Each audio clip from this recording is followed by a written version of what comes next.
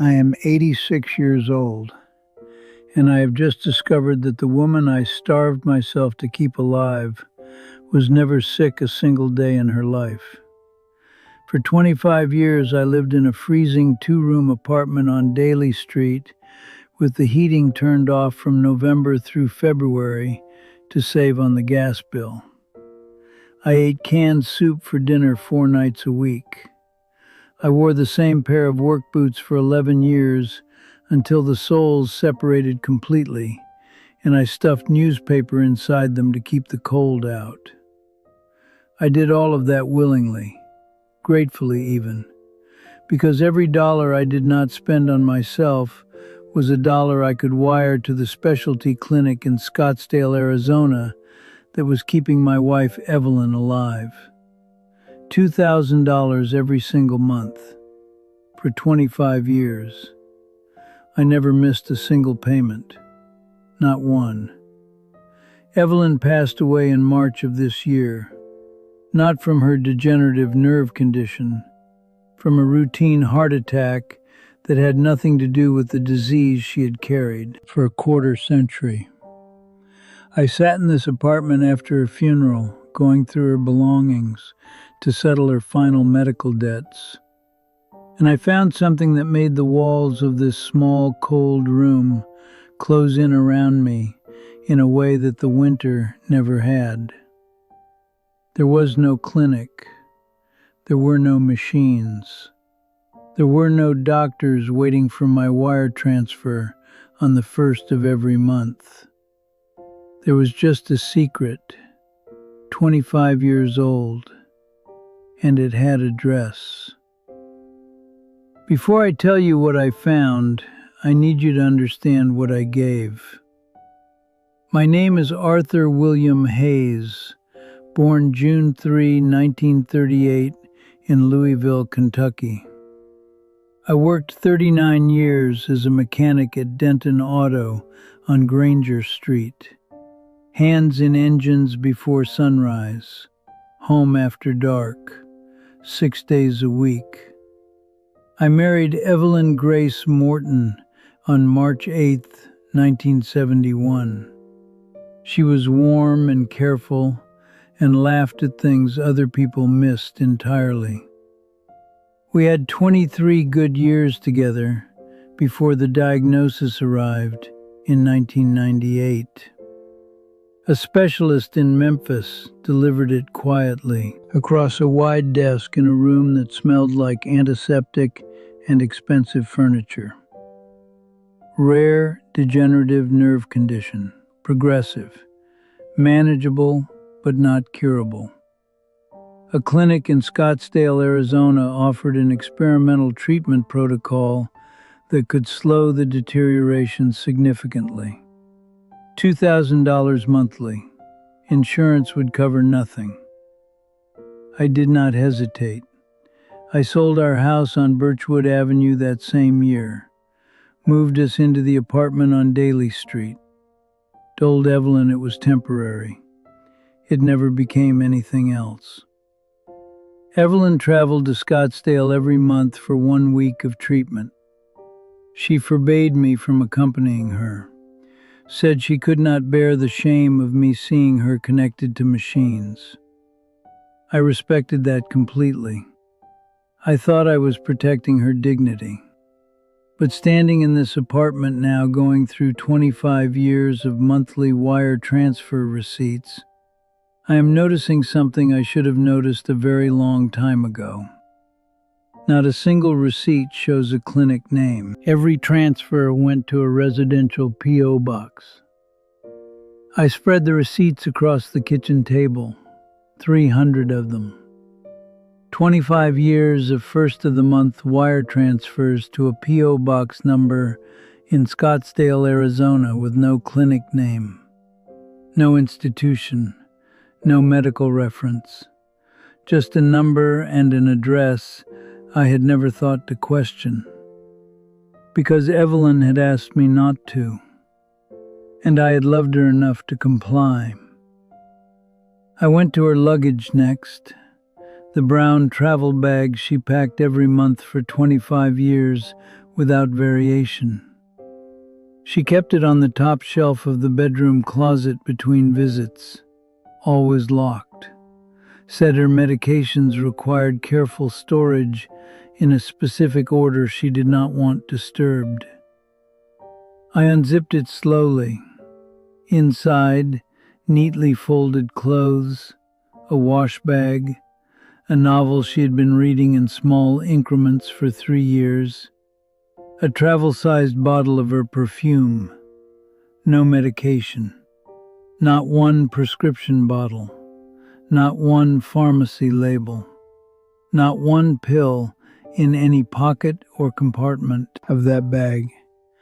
I stood in the bedroom doorway holding that empty wash bag, trying to locate a single memory across 25 years of monthly departures where I had seen Evelyn take a pill, or mention a side effect, or come home looking like a woman who had spent a week connected to machines.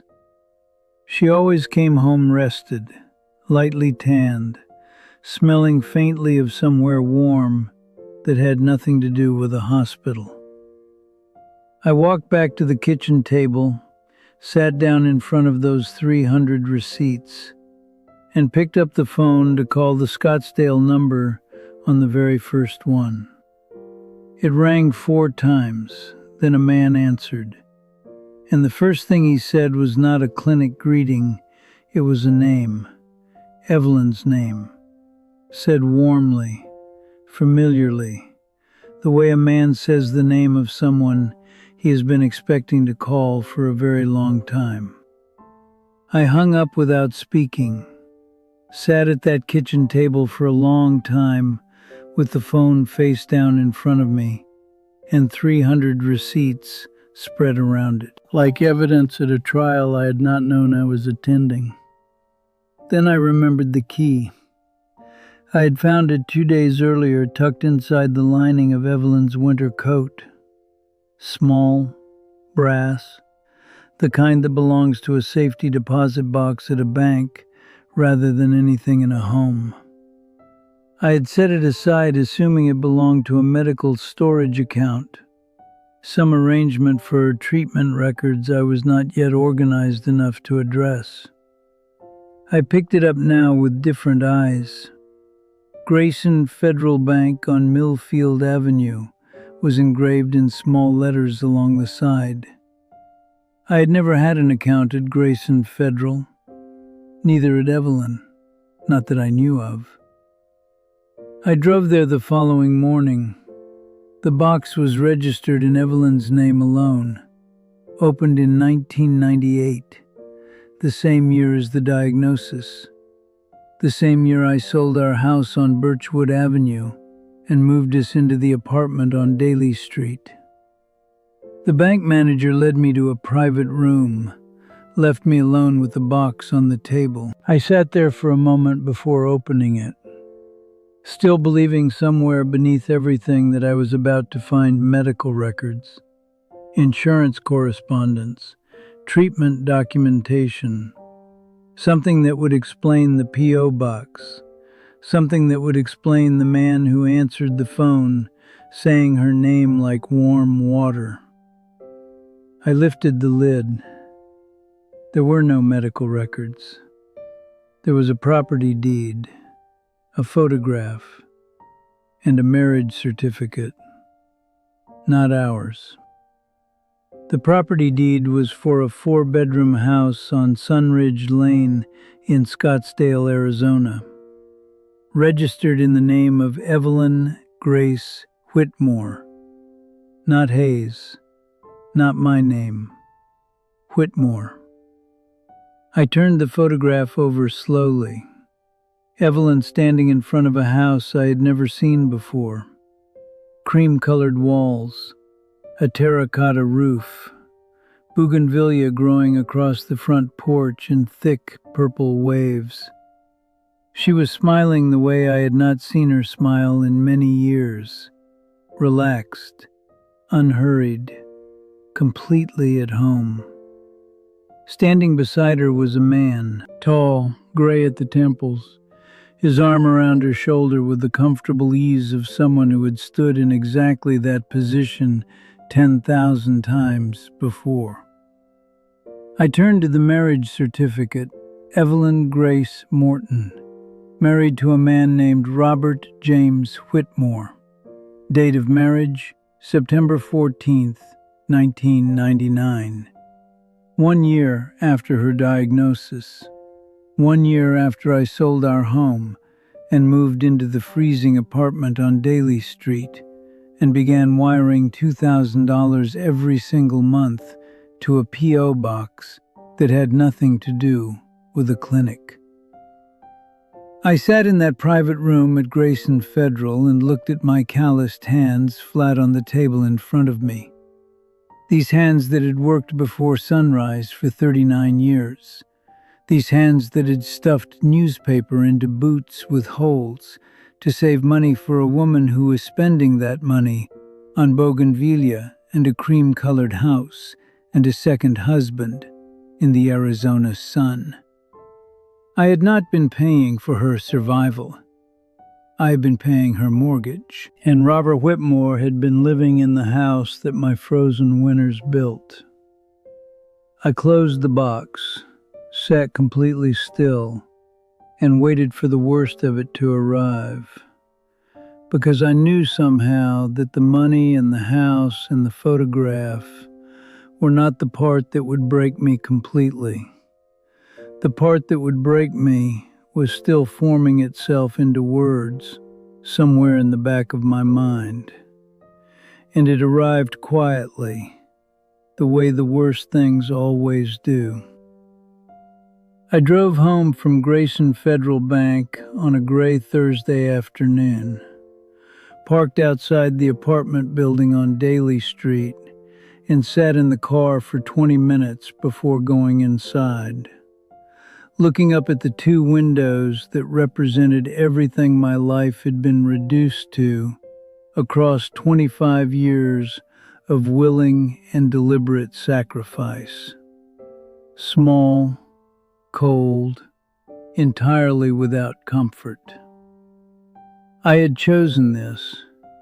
Every morning I had woken up in this apartment, I had reminded myself that the discomfort was temporary, that Evelyn needed the money, more than I needed warmth or decent food or boots without newspaper stuffed inside them.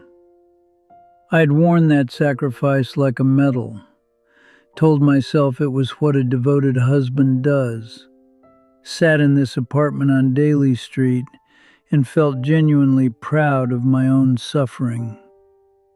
I went upstairs and sat in my chair by the window with the photograph on the table beside me. Evelyn on the porch of a house I paid for. Robert Whitmore's arm around her shoulder. Both of them entirely comfortable in a life assembled from my overtime hours and my canned soup dinners and my newspaper-stuffed boots. I did not weep for the money. I did not weep for the house on Birchwood Avenue I sold in 1998 to fund a lie. I wept for something smaller and more permanent.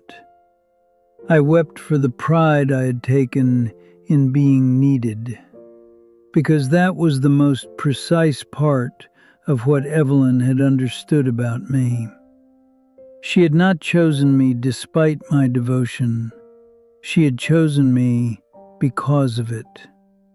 She had looked at a man who would wear holes in his boots before spending money on himself and understood exactly what that man could be made to finance. My greatest strength was the instrument she used to hollow me out completely.